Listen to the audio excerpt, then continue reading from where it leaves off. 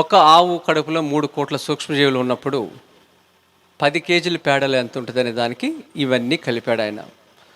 10 కేజీల తాజా పేడ, ఫ్రెష్ పేడే వాడాలి. ఎప్పుడు జీవామృతం తయారు చేసుకున్నా మీరు ఈరోజు ఉదయం లేదా నిన్న రాత్రి పేడను మాత్రమే మీరు జీవామృతానికి వాడుకోవాలి.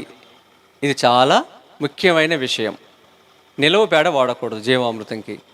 దీంట్లో సూక్ష్మాణువులు, జీవులు ఏవైతే ఉన్నాయో అవి త్వరగా చైతన్యం అవటానికి ఇవి మనం తాజా పేడనే వాడుకోవాలి. 2 కేజీల బెల్లం, 2 కేజీల శనగపిండి, దోసెడు స్థానికంగా మన పొలం గట్ల మీద కానీ చెట్టు కింద కానీ ఉన్న మట్టి. అలానే పుట్టమట్టి అంటే చీమలు పుట్టమట్టి కాదండి. మన ఎవరి ఇల్లు విధ్వంసం చేయకూడదు, అది చీమల ఆలయం అది.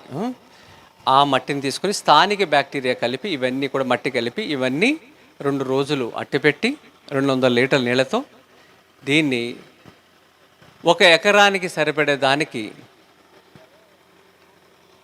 వాడమని చెబుతున్నారు.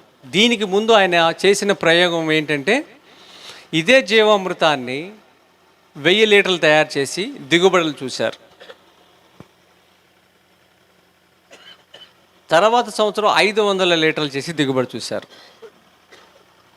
1000కి 500కి పెద్ద తేడా ఏమీ లేదు. దీన్ని అప్పుడు తర్వాత ఆయన 300 నుంచి 200 నుంచి 100 నుంచి 90, 80, 70, 60 ఇలా తగ్గించుకుంటా వివిధ కాలాల్లో వివిధ ప్రాంతాల్లో దీన్ని ప్రయోగం చేశారు ఆయన. ఇంత వాడాల్సిన అవసరం లేదు, 10 కేజీలు చాలు రోజుకి అనేది ఆయన నిర్ధారణ చేశారు. నాకు 100 ఆవులు ఉన్నాయి. అలా అని 100 ఆవుల పేడని జీవామృతం తయారు చేయట్లా. ఆయన చెప్పిన పద్ధతిలోనే నేను ఒక 10 కేజీల పేడతోనే ఎకరానికి చేస్తున్నాను. 10 ఏళ్ళ నుంచి అలాగే చేస్తున్నాను. మిగిలిన వాళ్ళకి, చిన్న రైతులకి పేడని ఇస్తూ ఉంటాను నేను.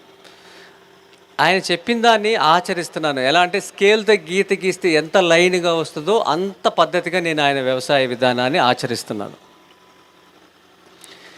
అప్పుడు 1000 కేజీలు చేసిన దానికి 10 కేజీల దానికి ఇంచుమించుగా పెద్ద తేడా ఏం రాలేదు పంట దిగుబడిలో.